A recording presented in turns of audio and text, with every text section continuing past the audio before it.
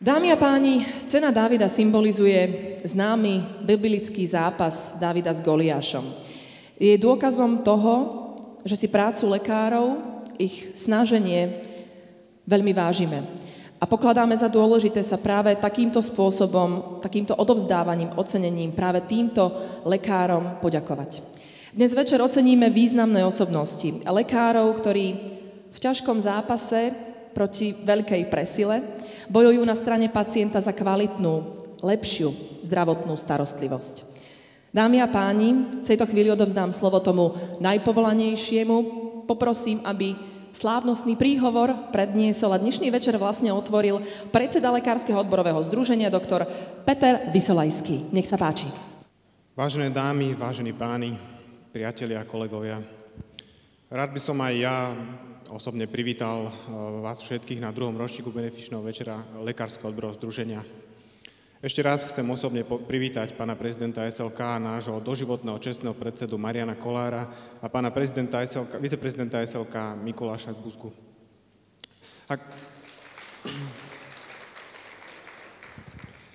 A keďže do nášho tímu v nemocniciach patria aj sestry, som rád, že pozvanie prijali a týmto ich aj vítam zástupkyne odborového združenia sestier porodných asistentiek pani Gabrielu Novákovú, Ludmilu Zivu a aj pani Beatu Čonkovú.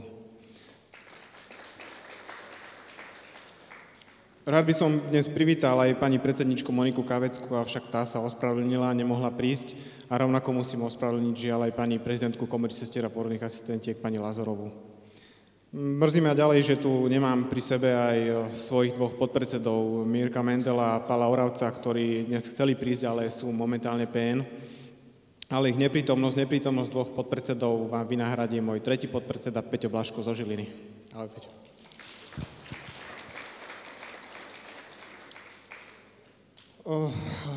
Rád by som privítal, ale doktor je ešte na ceste. Vybavoval veci v Košiciach, takže každú chvíľu tu bude a poctí nás jeho prítomnosťou.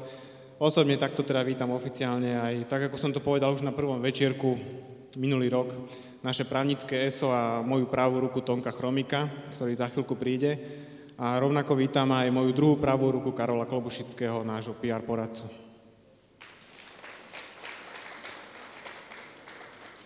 V neposlednom rade chcem osobne privítať a poďakovať vám Prešovčanom a rovnako aj vášmu predsedovi Mišovi Policianovi, ktorí pre nás pripravili toto stretnutie a ďakujem, cítime sa tu veľmi dobre a Prešov je naozaj krásne mesto, tak sme radi, že tu môžeme byť u vás na východe.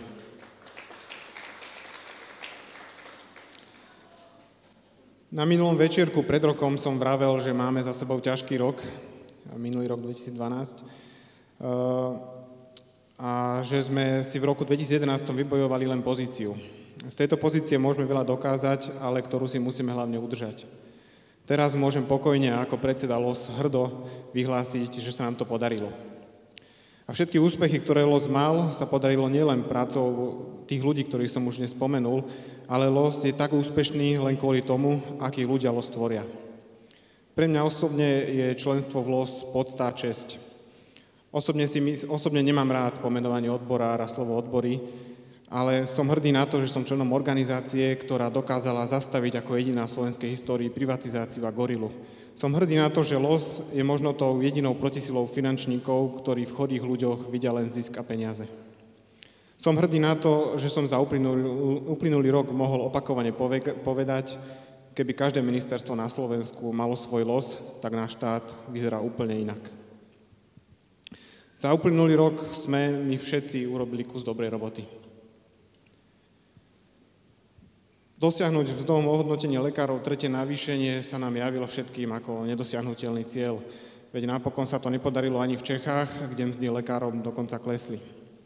Nám sa to podarilo dokonca, máme v zákone a v pracovných zmluvách. Hoci nemáme ešte ošetrené všetky nemocnice, v tejto veci znovu poviem, že to bol kopec práce ľudí z výboru, Tonka Chromika, Karola, ale aj boj jednotlivých členov. Dovolím si povedať, že to, že máme zákon doplnený o tretie navýšenie, je veľká zásluha Kramárov, nemocnicou na Kramáre, a to, že navýšenie majú lekári aj v pracovných zmluvách poistené, je zásluha vás, Prešovčanov, ale rovnako aj Žiliny. Hoci i toto sú obrovské úspechy, ktoré nám nielen Česi závidia, máme i množstvo možno vznešenejších úspechov LOZu. Som extra hrdý na to, ako LOZ zvládol kauzu bielenia pacientovej dokumentácie v Nitranskej nemocnice a ako sme dokázali ochrániť našu kolegyňu doktorku Pechočiakovú. V tomto LOZ opäť šiel príkladom a uchránil pravdu a čestného človeka. Rád zdôrazním, že s pomocou SLK, samozrejme. Možno viete, že v podobnej situácii ako doktorka Pechočiaková bol i košický učiteľ Oto Žarnaj a po tom, čo on upozornil svojho riaditeľa na plýtvanie peniazmi v jeho škole, prišiel tento učiteľ o prácu a doteraz je nezamestnaný. Som veľmi rád, že všetky perzekúcie voči pani doktorke Pechočiakovej boli zrušené, čo sa nám podarilo, a vinník je aspoň z časti potrestaný. Pani doktorka má späť svoje osobné, pracuje na oddelení a na príjmovej ambulancii som mu nahradil ja. Avšak táto kauza pre nás ako LOZ neskončila a dotiahneme ju do konca. Chcem spomenúť a pokladám za potrebné spomenúť aj parkoviská v Bratislave, ktoré stále riešime a kde s podporou aj občanov ide LOZ veľmi tvrdo proti tomuto tunelu. A tu chcem vyzdvihnúť hlavne prácu Mirka Mendela z Ružinova a Igora Majeského z Petržalky, ale samozrejme aj Mariana Kolára z Mickevičky. LOZ sa ďalej veľmi výrazne postavil proti systému, akým táto vláda chcela zabezpečiť jednu zdravotnú poisťovňu a aj našim pričenením padol tento zámer politikov štedro vyplatiť súkromné poisťovne.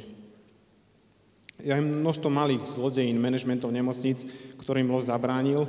Na ich vymenovanie tu nie je priestor a čas, ale to najpodstatnejšie, čo na práci LOZ vnímam, je, že ukazujeme spoločnosti, že pravda môže nad mocnými zvíťaziť. Môžem povedať, že LOZ bol od roku 2011 v permanentnej akcii. O tom by vám vedeli porozprávať naše manželky, ale som rád, že môžem skonštatovať, že v minulom roku sa nám podarilo potvrdiť vybojované výsledky. Avšak najväčšiu radosť mám z toho, že táto situácia umožnila ešte dôraznejšie LOZ hovoriť o problémoch v zdravotníctve, o korupcii a nutnosti zmien. Keď som prišiel s touto myšlienkou mať takéto podujatie medzi lekármi, mať takýto večer, tak som chcel, aby sa okrem práce, aby sme sa aspoň raz ročne stretli v neformálnej atmosfére, aby sa naše manželky mohli navzájom posťažovať, aby vedeli, že nielen ten ich je taký uletený, ale chceli sme aj priestor a tradíciu, kde by sme mohli aspoň z časti oceniť ľudí, ktorí sa v ťažkom zápase Dávida s Goliášom nezdávajú a vďaka ním LOZ posúva naše zdravotníctvo k lepšiemu. Lepšiemu pre našich pacientov i pre nás lekárov, sestry a ostatných zdravotníkov. Na záver ešte raz je mi cťou, ako hovorí Braňo Serva, bojovať s hydrami slovenského zdravotníctva po vašom boku. Ďakujem.